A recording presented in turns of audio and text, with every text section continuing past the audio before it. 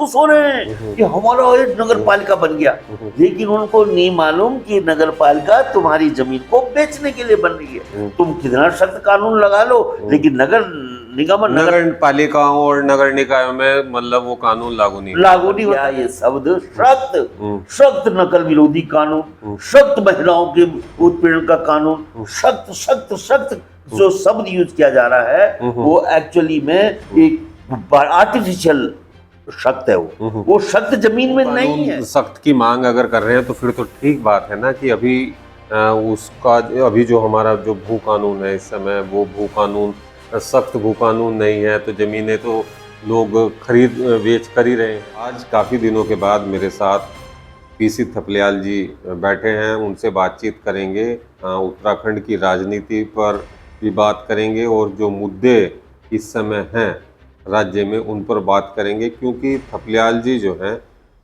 हर एक ऐसे जो राजनीति है उत्तराखंड की पुराने समय से उससे भी जुड़े हैं, हर एक व्यक्ति से जुड़े हैं, पूर्व सैनिकों से भी जुड़े हैं, राजनीतिक लोगों से और संगठनों से भी जुड़े हैं, सामाजिक संगठनों से भी जुड़े हैं। तो बहुत बहुत स्वागत है सर कार्यक्रम में जुड़ने के लिए, और जितने हमारे दर्शक इस कार्यक्रम में जुड़े हैं उनका भी बहुत बहुत स्वागत करते हैं। कल पुण्यतिथि थी अंकिता भंडारी की, उसको लेकर बहुत सारे प्रदेश भर में कार्यक्रम हुए। दूसरी पुण्यतिथि थी, ऐसा नहीं है कि लोगों ने उसको भुला दिया। सब लोग अपने अपने तरीके से पुण्यतिथि में उसको याद भी किया, धरने प्रदर्शन भी हुए, आज भी वही मांग कर रहे हैं। कल एक कार्यक्रम यहाँ भी देखने को मिला, उससे पहले 15 तारीख को भी एक कार्यक्रम देखने को मिला, वही कैंडल मार्च 18 में हुआ।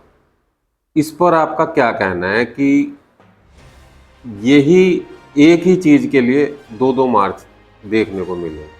उसका मुख्य कारण है कि हमारे पास लीडरशिप का अभाव है। क्योंकि अगर हर मूवमेंट को कोई यूनिफाइड कर सकता है तो वो लीडर करता है।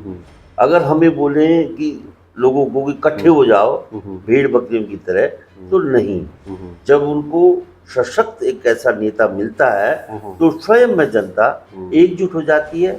और अगर हमारे कार्यक्रम अलग अलग हो रहे हैं तो कहीं ना कहीं लीडरशिप का अभाव है।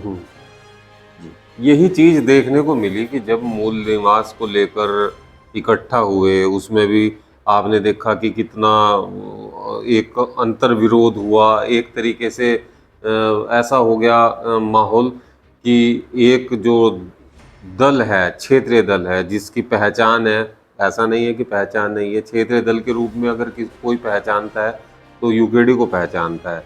वैसे तो बहुत सारे दल हैं, उनका जब आगमन हुआ वहाँ गैरसैंण में तो कितना हंगामा हुआ, मारपीट तक की नौबत आई वहाँ। बिल्कुल, क्योंकि उस मूवमेंट को युवा संचालित कर रहे थे। ये जो मुद्दे हैं, चाहे राजधानी गैरसैंण का मुद्दा हो, चाहे मूल निवास का मुद्दा हो, और जो ये शुरुआती मुद्दे हैं, ये ऐसा नहीं है कि ये इनका जन्म अभी हुआ। ये मुद्दा 24 साल पहले भी जब राज्य निर्माण हुआ था, उस समय भी हमारे आगे राजधानी एक बहुत प्रमुख मुद्दा था। क्योंकि भारतीय जनता पार्टी के जो उत्तर प्रदेश पुनर्गठन विधेयक बना था 2000, उसमें उन्होंने राजधानी को मिस कर दिया। और किसी भी राज्य को बिना राजधानी का वो उसकी कोई संवैधानिकता में एक सवालिया निशान लगता है अगर बिना राजधानी का राज्य दिया जाए। और आनंद फानन में जब उन्होंने अपनी गलती समझी तो एक डिओ लेटर के माध्यम से एक टेम्पररी राजधानी देहरादून को उन्होंने बोला कि जब तक तुम्हारी नई राजधानी नहीं बनती, व्यवस्था नहीं बनती, तो यहाँ से संचालित करो। लेकिन उस समय का गैरसैंण, उस समय का भू कानून और उस समय का मूल निवास, ये इनका एक नए लीडरशिप के तहत जो आवागमन हुआ है वो चिंतनीय है। क्योंकि ये मुद्दे गंभीर हैं। इन मुद्दों को, राजनीति अपने आप में बहुत गंभीर विषय है, और इन गंभीर मुद्दों को अगर गंभीर लोग अपसेंट हो गए तो निश्चित रूप से मूवमेंट पास नहीं हो सकता, मूवमेंट गड्ढे में गिरेगा और मूवमेंट में कमजोरी आएगी। अगर हमने, देखिए, इस मूवमेंट को हमने तब भी किया था जब राज्य बना था, तो हिमाचल की तर्ज में माननीय हमारे जो मुख्यमंत्री थे पहले चुनाव हुए विधानसभा के, उसमें तिवारी जी ने 500 मीटर मिनिमम जमीन का आधार बनाकर भू कानून यहाँ पे लागू किया, और राज्य बनने के बाद तमाम जगह से लोग आए और उन्होंने अपने मूल निवास भी लिए, और ये बददस्तूर काम 2012 तक चलता रहा। मूल निवास प्रमाण पत्र इस राज्य में मिलते रहे, और जो भू कानून है वो 2002 में, जब तिवारी जी के बाद जब 2007 में खंडूरी जी की सरकार आई, तो खंडूरी जी ने उसको 500 वर्ग मीटर से 250 वर्ग मीटर कर दिया, यानी और भी कठोर कानून बनाकर हमारे आगे रखा। और उसमें ये लगातार, मैं कहता हूं कि कृषि कानून ये अभी भी है, केवल एक संशोधन आया था, और वो त्रिवेंद्र सरकार के टाइम पे आया था, क्योंकि वहां पे इन्होंने एक इन्वेस्टर समिट यहाँ पे आयोजित की थी, और उन्होंने कहा कि जो बाहर से लोग यहाँ पे इन्वेस्टमेंट के लिए आएंगे, उनको उद्योग लगाने के लिए जमीन चाहिए। तो उसमें उसको लोगों ने कहा कि साहब, लोगों ने जमीन ले ली, उसके बाद वो अपने उद्योग नहीं लगाए, वो खाली पड़ी रही। तो उसमें संशोधन करने के लिए जो एक हमने सुभाष कुमार साहब की जो कमेटी बनी, तो सुभाष कुमार साहब ने कहा कि भाई, मैं अब जो संशोधन कर रखा है, मैंने कहा कि अगर कोई 2 साल तक उद्योग नहीं लगाएगा तो उसकी जमीन सरकार में निहित हो जाएगी। बस ये है। लेकिन इसके बावजूद भी राजनीति में किस तरह से लोगों को दिग्भ्रमित किया जा रहा है कि त्रिवेंद्र जी, तो ये माना जाए कि भू कानून है, तो भू कानून की जो मांग उठ रही है वो निरर्थक मांग है। वो निरर्थक बोलो तो मेरे को तो जब निरर्थक ही लग रही है।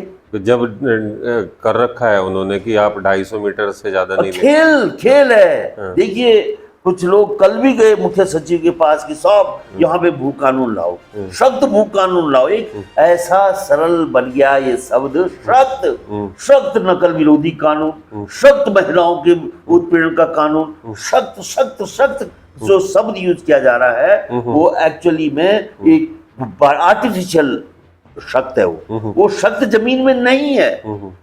वो बहुत। तो भू कानून सख्त की मांग अगर कर रहे हैं तो फिर तो ठीक बात है ना कि अभी जो हमारा जो भू कानून है इस समय, वो भू कानून सख्त भू कानून नहीं है, तो जमीनें तो लोग खरीद बेच कर ही रहे हैं। अगर किसी भी राज्य की या देश की सरकार ईमानदार नहीं है तो कोई भी कानून उसको नहीं रोक सकता, कितना सख्त भी लाओ। और अगर सरकार ईमानदार है तो जो ढीला ढाला कानून भी होगा वो सख्त ही होगा।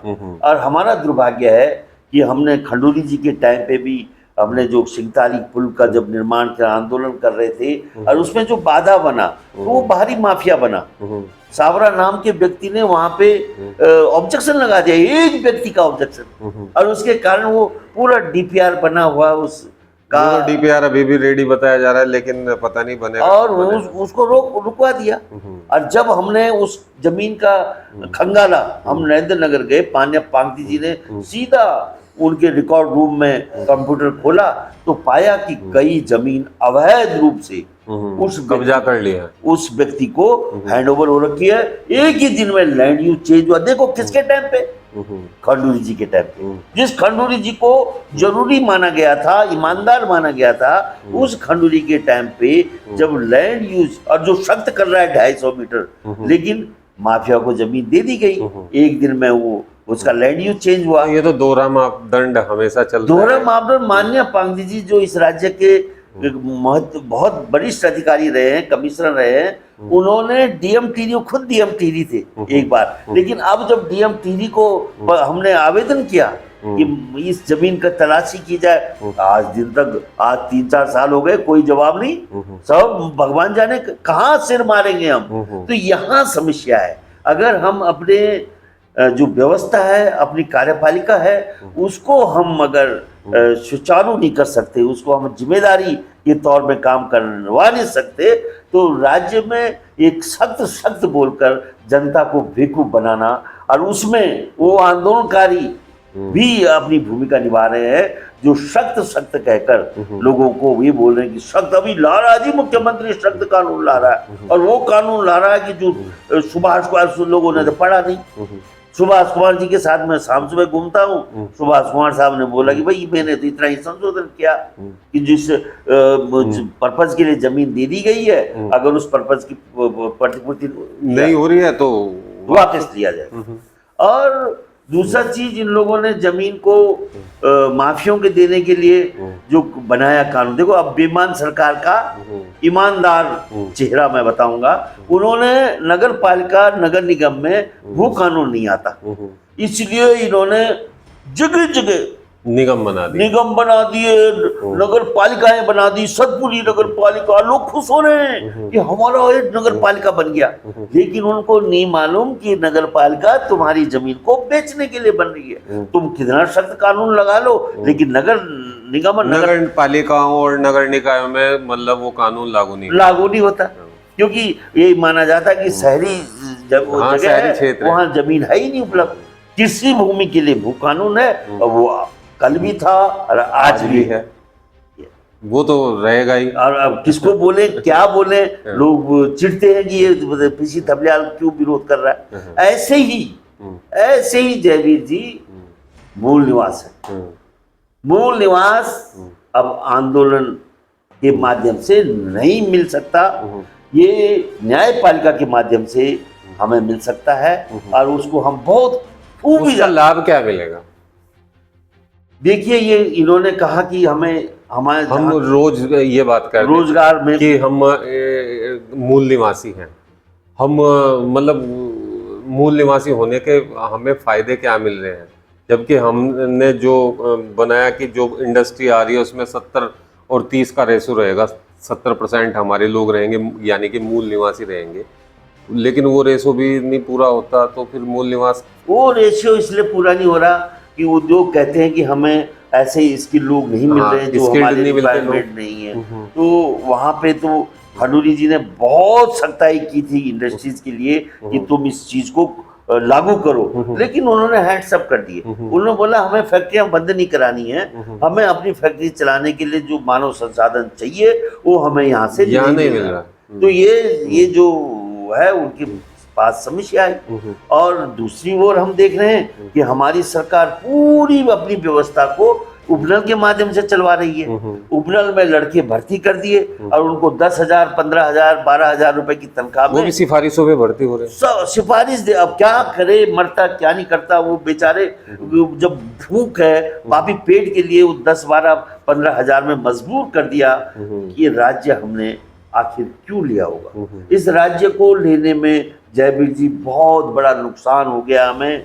केवल चंद लुटेरे जो नेता हैं उन लोगों ने अपनी प्रॉपर्टीज बना ली, वो मल्टी मिलियन बन के वो बादशाह बन गए हैं, माफियों ने धन कमा लिया है। लेकिन जनता का जो उत्तर प्रदेश से और भी बदतर हाल हो चुका है, क्योंकि उत्तर प्रदेश में हमें इंजीनियरिंग कॉलेज में, मेडिकल कॉलेज में एडमिशन मिल जाते थे, 2% हमें आरक्षण था।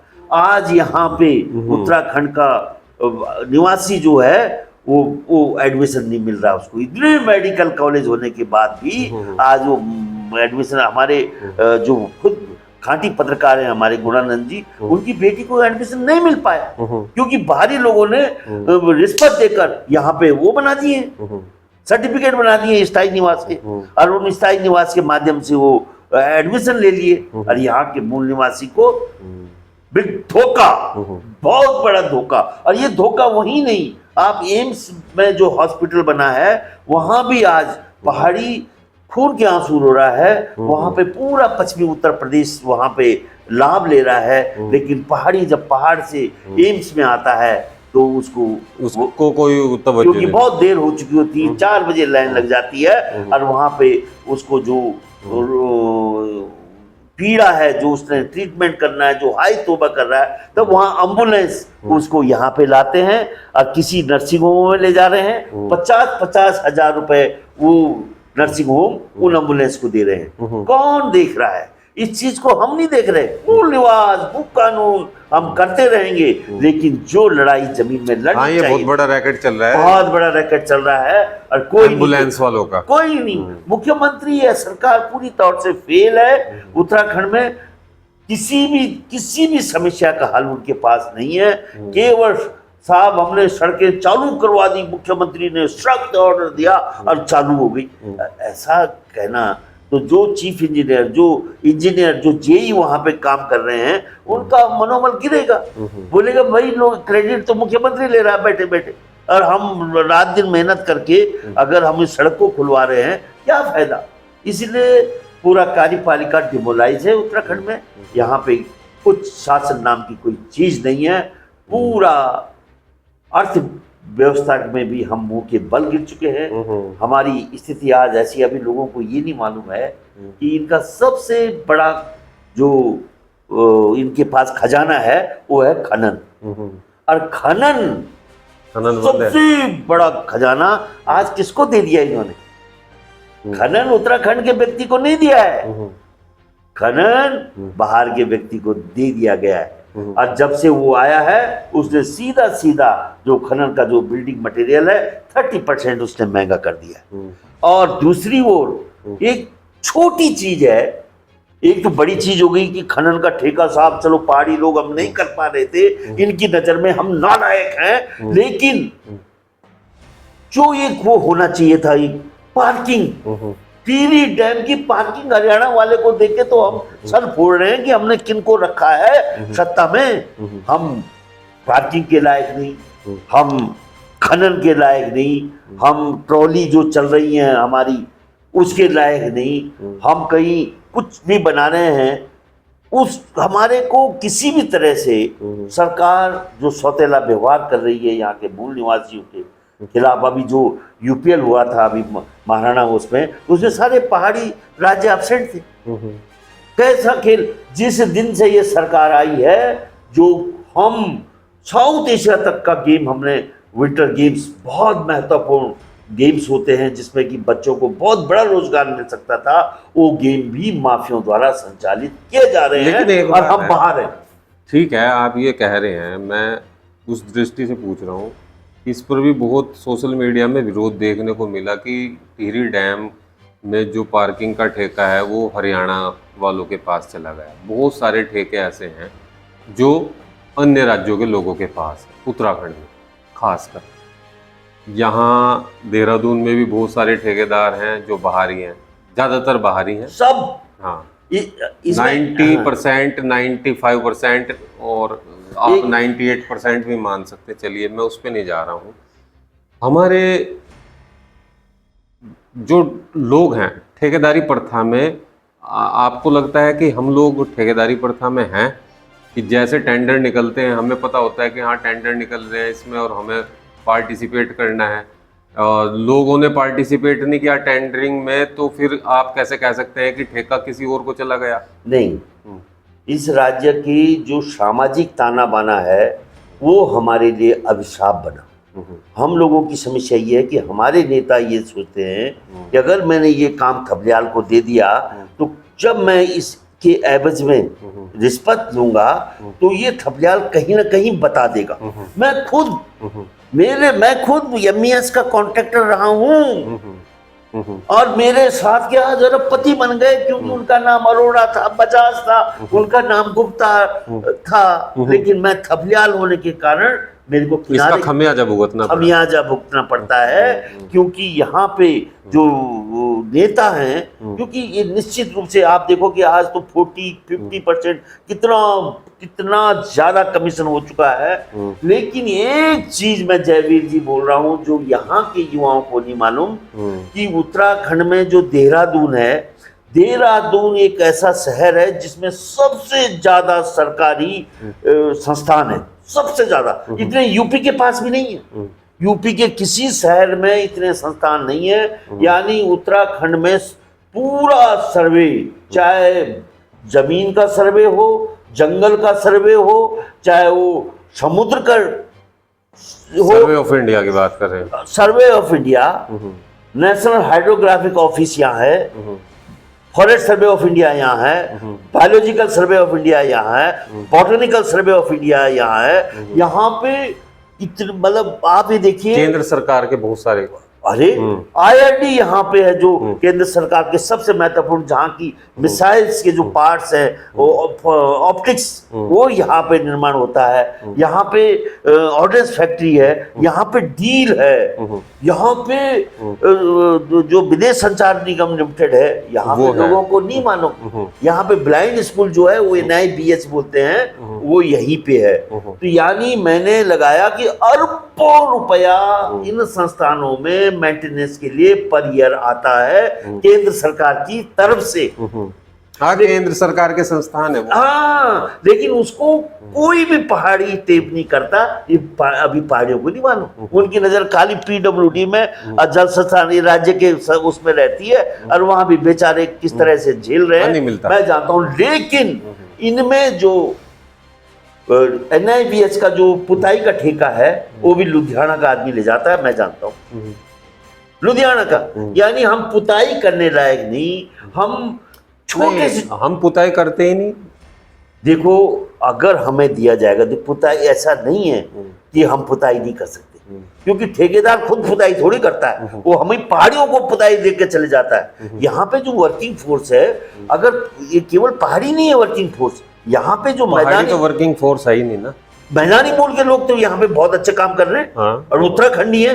देखो, अगर हमारी जो सामाजिक समरस वो है, उसमें जो पहाड़ मूल के लोग हैं, वो नौकरी पेशा वाले हैं। वो यहाँ पे पलटन बाजार में भी नौकरी कर रहे हैं, और वे सीमाओं में भी नौकरी कर रहे हैं। तो कहने का मतलब ये है कि, लेकिन उत्तराखंड की आधी पॉपुलेशन मैदानी है, और मैदानी मूल के जो लोग हैं, देहरादून के लड़के, ज्यादातर वो बिजनौर और यूपी के कुछ एरिया के लोग हैं, छुटबुलपुर के हैं, यहाँ सब यहाँ पे काम कर रहे हैं, बहुत तगड़े तौर से काम कर रहे हैं। मैं जब ठेकेदारी करता था, कॉन्ट्रैक्टर था MES का, तो मेरे जो वर्कर थे छुटबुलपुर के थे, मेरे मतलब, लेकिन अगर मेरे को जिम्मेदारी दी गई, हम पढ़े लिखे लोग हैं, जब हम ठेकेदारी, बाहर के जितने ठेकेदार हैं ठेठ अनपढ़ हैं, गुंडे हैं, वो तो गोली के बल पे यहाँ पे ठेका लेते हैं। लेकिन पहाड़ी आदमी कभी भी गोली के बल पे ठेका नहीं लेता। और वो एक बहुत अच्छा, क्योंकि जब मैंने, खंडूरी जी थे यहाँ पे, केंद्र में मंत्री थे वो, रोड, मैंने उनसे पूछा कि साहब, आप ये ठेके, रोड के ठेके ये देके पहाड़ियों को क्यों नहीं देते, क्यों?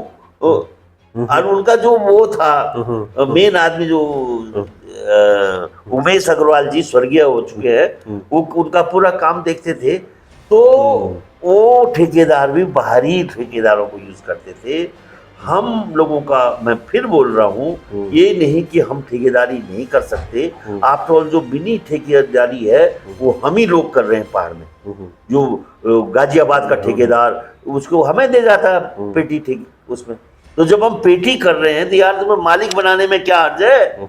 क्यों तुम मालिक? मतलब उसके लिए तो काफी कुछ, अभी आपने देखा होगा हिंदुस्तान कॉन्क्लेव हुआ अभी यहाँ पे हयात में, वहां पे कोई भी उन्होंने पहाड़ी बुद्धिजीवी नहीं बुलाया, खाली बसंती आ गई साहब, वो जागर गाएगी। लेकिन वो कौन थे वहां जो उत्तराखंड का वो विकास की रास्ता तय कर रहे हैं? उसमें पहाड़ी मिसिंग। पहाड़ी आज इन सरकार ने उसको किनारे कर दिया है। पहाड़ी आज मुख्य धारा से हाशिए में जा चुका है। ये बड़ी समस्या है। इसलिए एक लड़ाई और लड़ने का प्रोग्राम इस उत्तराखंड में पूर्व सैनिक बना रहे हैं, और आपको शीघ्र अतिशीघ्र ऐसी फोर्स मिलेगी जो देख रही है बहुत, क्योंकि इस राज्य के गार्जियन, मतलब क्या है कि अब पहाड़वाद और ये जरूरी है? देखो, पहाड़वाद जरूरी नहीं है, बिल्कुल जरूरी नहीं है। बिना पहाड़वाद, देखो मैं एक चीज कहता हूं जयवीर जी, अगर यहाँ पे विजनरी नेता होता तो पहाड़ और मैदान की लकीर यहाँ खींचती नहीं, क्योंकि उत्तराखंड जो है ये पूरा हिमालय राज्य है। ये लोअर हिमालय से लेकर उच्च हिमालय तक आता है, और जो शिवालिक हिल्स हैं जिसमें देहरादून बसा हुआ है, जिसमें हरिद्वार है, वो शिवालिक हिल हिमालय की लोअर रेंजेस में आता है। लोअर हिमालय में शिवालिक है और उच्च हिमालय में हमारे बद्री केदार है, और मध्य हिमालय में आपका टिहरी, ये सब क्षेत्र है। हो गया। तो मैं ये बोल रहा हूँ कि अगर विजनरी लीडरशिप होती तो पहाड़ मैदान, आज तो हम मैदान की गोद में खेल रहे हैं। पहाड़ी भूल चुका है कि अगर पहाड़ से उतर के आया है तो मैदान उसको पोस रहा है, उसको फीड कर रहा है माँ की तरह। ये हमें नहीं भूलना चाहिए। जिस दिन पहाड़ी युवा को ये पता लग जाएगा कि किस तरह से मैं चौधरियों से जमीन लेकर यहाँ पे अपना मकान बना रहा हूँ, किस तरह से मैं अन्य समुदायों का जमीन लेकर यहाँ पे मकान बना रहा हूँ, और उसके बाद मैं ये बोलूँ कि साहब मैं यहाँ का मूल निवासी हूँ, तो मैं ये नहीं कह सकता कि देहरादून के जो लोग हैं, जो हमारे मैदानी मूल के लोग हैं, वो तो हमसे कई साल पहले यहाँ बसे हुए हैं, और असली मूल निवासी तो वो है। हम तो पहाड़ से उतर के तो यहाँ, फिर ये जो मूल निवास और ये बात हो रही है, तो फिर तो निरर्थक बात होगी। ये निरर्थक हो रही है। ये बच्चे के वो बॉल, ये सरकारें कोई साजिश के तहत। पहाड़ के जो लोग हैं जिन्होंने संघर्ष किया, तो उनको क्या मिला? मतलब वो उनकी पहचान क्या है कि जिन्होंने राज्य आंदोलनकारी के रूप में जो कार्ड बन चुके कि हम राज्य आंदोलनकारी हैं, तो फिर मूल निवासी हुए, या मूल निवासी पहाड़ के लोग चाहते हैं कि हमारे पास मूल निवास प्रमाण पत्र तो हो, कम से कम हम ये तो लगे कि हम यहाँ के मूल निवासी हैं। कल को आने वाले समय में डेमोग्राफी चेंज की बात हो रही है कि भाई डेमोग्राफी तो चेंज हो ही रही है, फिर इनका अस्तित्व का फिर संकट पड़ जा रहा। देखो, डेमोग्राफी की जो जब तक की बात कही जा रही है, नहीं तो क्या आपको नहीं लग रहा कि डेमोग्राफी चेंज हो रही है? सरकार मान रही इस बात को? तो नहीं, अगर हम भी तो कहीं जाके डेमोग्राफी चेंज कर रहे हैं। हम कर रहे हैं। हम गाजियाबाद जा रहे हैं, हर तीसरा आदमी पहाड़ी है। हम दिल्ली जा रहे हैं, वहाँ हर तीसरा आदमी ये तो बहस का विषय हो गया ना। हाँ, हम लखनऊ में भरे हुए हैं, हम पहाड़ तो पूरा, नहीं दिल्ली में इतने बसे हुए और सब बसे हुए हैं। सबसे बड़ी चीज ये है कि ये जो देहरादून भी है, ये भाग्य से हमारे हिस्से में आ गया, नहीं तो ये मेरठ डिवीजन का हिस्सा था। हाँ, नहीं तो आपका क्या है? पहाड़ का कुमाऊं गढ़वाल का हिस्सा नहीं था देहरादून, ये पूरा मेरठ कमिश्नरी का हिस्सा था, और ये आया है, और ये हमें इतना बड़ा आश्रय दे रहा है कि आज श्रीनगर यूनिवर्सिटी है, केंद्रीय विश्वविद्यालय, और उसके जितने प्रोफेसर हैं वो सब के सब, कोई भी श्रीनगर नहीं रहता, वो सीधा सीधा देहरादून में आता है रहने के लिए। उसके बच्चे यहाँ हैं। जितने हमारे जेई, एई, एसडीओ, एक्शन, एसडीएम, एडीएम और ऊपर से डीएम, और उसके ऊपर जो हमारा कमिश्नर गढ़वाल है, वो भी देहरादून में आता है रहने के लिए। उन्होंने कभी कभी मैं सोचता हूँ, कई बार लोग बोलते हैं कि साहब हम ये जो सचिवालय, गढ़वाल कमिश्नर का ऑफिस है यहाँ पे, तो गढ़वाल कमिश्नर ऑफिस तो पौड़ी में है। पौड़ी में है, लेकिन बैठता तो यहाँ बंदा, यहाँ कैंप है। हाँ। कैंप कार्यालय में भले कैंप है ना, हाँ, नाम ही तो कैंप दे दिया। हाँ, काम तो यहीं से हो रहा है। काम यहीं से हो रहा है, वहां तो नहीं जा रहा। वहाँ इतना सुंदर जगह है। किसी ने मेरे को बोला कि साहब भराड़ी शहर में बहुत सुंदर जगह है, हम वहाँ भेजेंगे लोगों को। मैंने कहा जब तुम पौड़ी की इतनी सुंदर, उसमें एक व्यक्ति को नहीं भेज सकते, तो तुम इतनी बड़ी फौज को गैरसैंण में भेज दोगे? खुद नहीं रहते, खुद गांव छोड़ दिए, देहरादून में बैठे हैं और बोल रहे हैं कि वहां जाओ और बसो। डेमोग्राफी चेंज यहाँ की तो हो चुकी, शहरी क्षेत्रों की, चाहे वो कहीं भी हो, हरिद्वार, उधम सिंह नगर वगैरह वगैरह, कहीं भी। अब बारी है डेमोग्राफी चेंज का जो चल रहा है पहाड़ में भी हो रही है। जो अच्छे स्टेशन है वहाँ पर भी ये डेमोग्राफी चेंज का खतरा मंडरा है। इसको खतरा मान रहे हैं लोग, सरकार भी मान रही है कि ये खतरा है हमारे लिए। लेकिन जो हमारे मूल निवासी हैं, जो अपने आप को ठगा महसूस कर रहे हैं, लगातार आंदोलन कर रहे हैं कि भाई हमें भू कानून दे दो, हमें भाई मूल निवास दे दो, हैं जी। और मूल निवास और भू कानून आप कह रहे हैं कि अब ये निरर्थक मुद्दे हो गए हैं, इनसे कोई फायदा होने वाला नहीं है, इस पर राजनीति नहीं करी जा सकती है।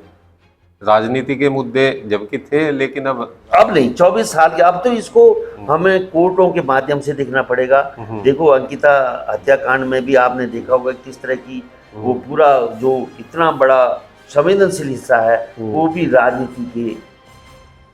अब यूसीसी के बाद तो ये वाले मुद्दे मेरे हिसाब से तो कुछ यूसीसी तो एक बेकार की चीज है, कुछ भी है उसके। यूसीसी में केवल और केवल देखो, यूसीसी बड़ी भारी बेईमानी है, क्योंकि यूसीसी एक ऐसा सब्जेक्ट है पूरे देश में इशू होना चाहिए, खाली उत्तराखंड में यूसीसी करके निरर्थक है। और उसमें भी तुम वो आधा अधूरा यूसीसी जिसमें तुम ट्राइबल को नहीं इन्वॉल्व कर रहे हो, तो किस तरह का यूनिफॉर्म सिविल कोड है?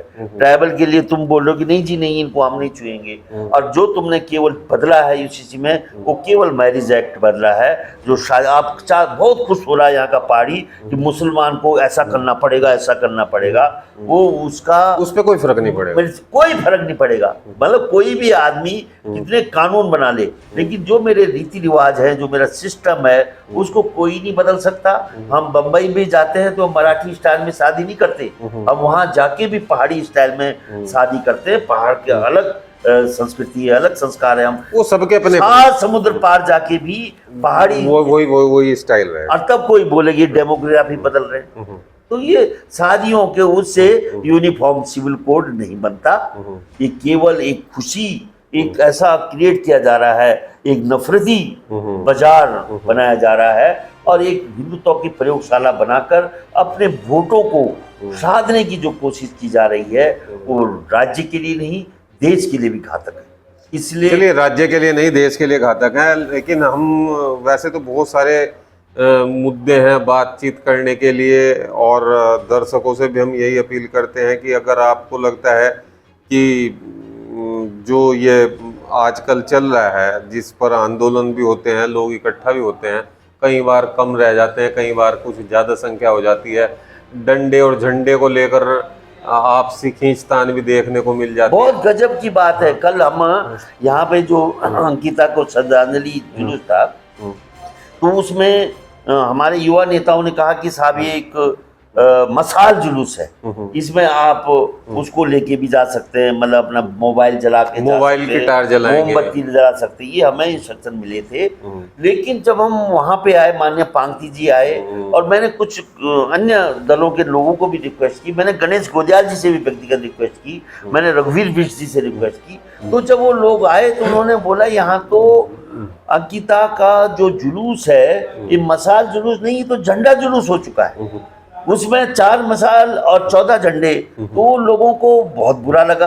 पांगती जी भी बोले यार ऐसे में हम, क्योंकि हम अगर युद्ध में भी जाते हैं तो हम एक ही झंडा लेके जाते हैं, ये थोड़ी कि हर सिपाही झंडा लेके युद्ध में जा रहा हो। अगर हम इसको एक ऐसा मुद्दा बना रहे हैं कि जिसको मार पार की लड़ाई लड़ना चाहते हैं अंकिता में, तो उसमें भी झंडों के साथ नहीं लड़ाई जा सकती, मुट्ठी बनकर लड़ाई लड़ी जा सकती थी। और इसमें जो कोई भी जनता होती और उसको यहाँ पे हमें सम्मिलित करना पड़ता, तो चाहे भाजपा के विचारधारा का होता, कांग्रेस की विचारधारा का होता, जैसे कि उस समय मूल निवास के लिए तमाम हर दल का व्यक्ति, हर संगठन का व्यक्ति आया, उसी तरह से अंकिता को श्रद्धांजलि देने के लिए सभी, मतलब जो बैरियर है, जो दीवारें हैं दलों की, संगठनों की, उनको तोड़कर यह होना चाहिए था, लेकिन नहीं हुआ। हमें दुख है इस बात का, नहीं तो ये बहुत बड़ा सक्सेसफुल होता।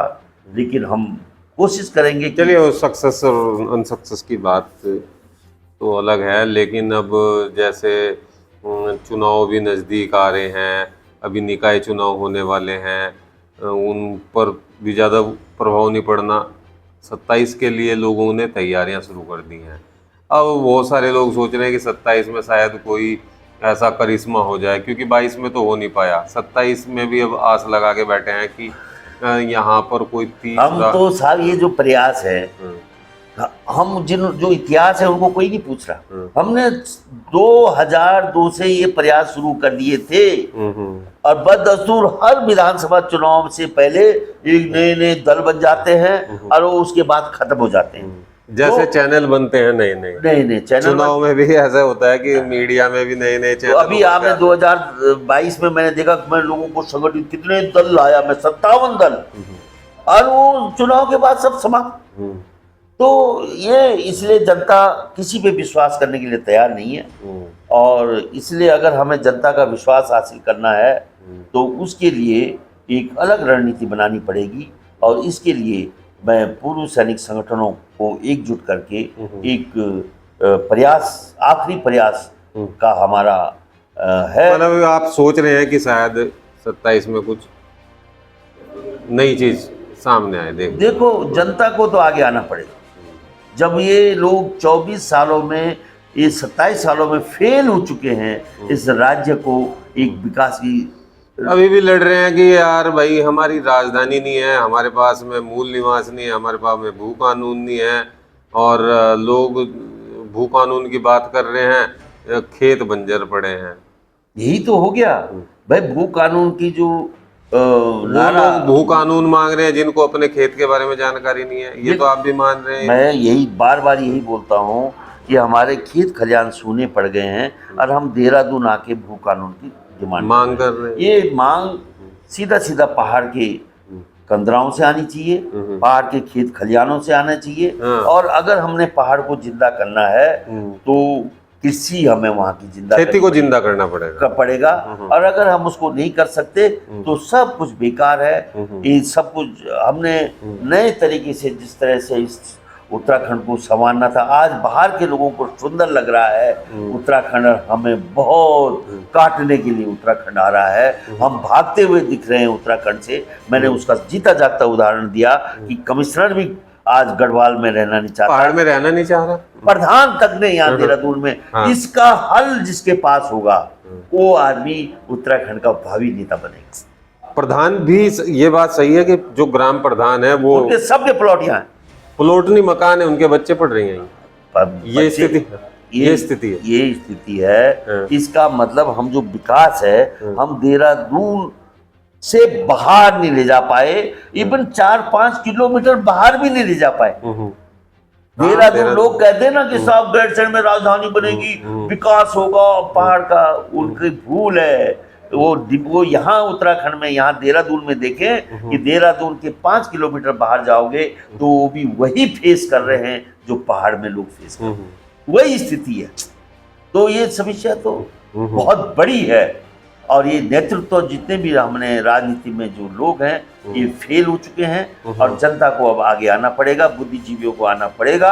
और इस उत्तराखंड की अगर अस्तित्व बचाने की बात है तो फिर किसी को तो सामने आना ही पड़ेगा, आना पड़ेगा। अस्तित्व बहुत भयंकर लड़ाई है, क्योंकि ये माफियों के कब्जे में जा चुका है। जनता को सुला दिया गया है और जनता उस नींद से उठ ही नहीं पा रही है। चाहे अंकिता का हो जाए, चाहे शराब माफिया कूट दे आंवला के रिपोर्टर को, चाहे वो किसी को मार दे, यहाँ पे रवि बड़ोला को गोली लग गई, क्षेत्रीय, मतलब है तो बड़ी स्थिति। क्या कर रखा है, बॉल दे दी, बेटा बोलते रहना भू कानून, बेटा बोलते रहना मूल निवास, बेटा बोलते रहना। ये जो है बोलते रहना, और हम यहाँ पे खेल खेलते रहेंगे। माफिया यहाँ पे अपनी जड़ें जमा रहा है। और सबसे खतरनाक जो सोलर प्लेट्स पहाड़ियों में लगाए जा रहे हैं, हमारे गौचरों में लगाए जा रहे हैं, और वेजिटेशन पहाड़ का खत्म किया जा रहा है। यानी संजीवनी पैदा, जिस गर्भ से, जिस पहाड़ से संजीवनी पैदा होती थी, उस संजीवनी को खत्म करने के लिए अडानी यहाँ पे सोलर प्लेट लगा रहा है। पूरा उत्तराखंड में आपको सोलर प्लेट नजर आएगा। और अगर सोलर प्लेट का भी तुमने अनदेखा किया, मांगते रहो भू कानून और मांगते रहो मूल निवास, लेकिन जमीन तुम्हारे हाथ से खिसक चुकी है, तुम वहां से भाग चुके हो, और तुमको वापस लौटना बहुत आसान नहीं है, मुश्किल है। एक चीज और भी है, सोलर प्लांट से याद आया कि जो इसको लगाने का मतलब जो काम ले रहे हैं, जो लगा रहे हैं, वो भी सब बाहरी हैं। वो सब बाहरी है, कंपनी भले ही अडानी की हो, लेकिन वो भी बाहरी लोग काम कर रहे हैं इसमें। सरकार आप ने गोचर दे दिए, हमारे गोचर दे दिए। सरकार सब कुछ सरकारी तो दे रही है। सरकार तो सबसे प्रसिद्ध आलू फार्म जो हमने यूपी में भी माफियों से बचा दिया था, उसको अपने राज्य में हम नहीं बचा पाए। हम अपने बाजारों को नहीं बचा पाए। देखिए, बहुत सोचनीय विषय हैं और जिन पर हम लगातार कार्यक्रम करते हैं, चिंतन करते हैं। बहुत सारे लोग बोलते हैं कि एक ही बात को लेकर हम लगातार बात कर रहे हैं, लेकिन ऐसा हो गया है प्रदेश में जो हालात बने हैं वो गंभीर हालात हैं। ऐसा नहीं है कि सब कुछ अच्छा है, बहुत कुछ अलग तरीके से जो कहीं ना कहीं राज्य के अस्तित्व पर सवाल या निशान खड़े होते हैं, तो उसका चिंतन करना आवश्यक है। और जो लोग हमारे साथ इस कार्यक्रम को देखते हैं, सुनते हैं, तो आप बहुत ही ध्यानपूर्वक सुने और समझें, अपने विचार जरूर दें, जिससे कि हम आने वाले समय में कोई भी ऐसी समस्या हो उस पर भी हम बातचीत कर सकते हैं। तो थपलियाल जी, चलते चलते क्या कहना चाहेंगे, अब बताइए। चलते चलते मैं उत्तराखंड के पूर्व सैनिकों से विनम्र निवेदन करता हूँ हाथ जोड़ के कि तुमने इस देश की रक्षा की है, इसकी सीमाओं को सुरक्षित रखा है। अब अपने राज्य की रक्षा करनी होगी, नहीं तो ये राज्य माफियों ने निगल लिया है। राज्य अगर का अस्तित्व बचाना है तो पूर्व सैनिकों को एकजुट होकर आगे आना होगा और जनता को उनका साथ देना होगा। जी, जनता को साथ देना होगा और बिना जनता के साथ दिए ये कुछ संभव नहीं है। किसी एक व्यक्ति का काम नहीं है, सबका काम है। तो बने रहें और देखते रहें। जय उत्तराखंड, जय देव। जय